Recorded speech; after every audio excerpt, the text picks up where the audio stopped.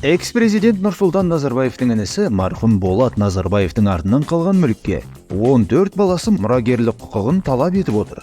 Олардың тізімін 5 медиа сайты жариялады. 2023 жылы қарашада Болат Назарбаев қайтыс болғаннан кейін оның мүлкін бөлу процесі басталды. Мұрагерлік құқығына өтініш жазғандардың бірі Болат Назарбаевтың бірінші жұбайы Гүлжан Айтмұхамбетованың ұлы Назарбаев Нұрбол. Сондай-ақ Динара Кемелханқызы мүліктің 2/1 үлесін бөлу туралы өтініш жазған. Оны естеріңізде болса, Бәкең ауыр халде деген жаңалық шыққанда фотоларды қасында көрсек болады. Болат Назарбаевтың артынан қалған мүлікке мұрагер болуға оның 14 баласы өтініш жазды. Олардың ішінде аты аталған әнші Динара Кемелханның 2 баласы Мұхаммед пен Еркежан. Сондай-ақ Бәкеңнің екінші әйелі Майра Құрманғалиеваның баласы Ханболат Назарбаев бар. Одан бөлек Бәкеңнің үшінші әйелі Гүлнұр Дүйсебаевадан 3 баласы Альбина, Жанел және Хантөрені көрсек болады. Одан бөлек Бәкеңнің тағы бір қосағы Жұлдыз Ташеваның Болат есімді баласы бар.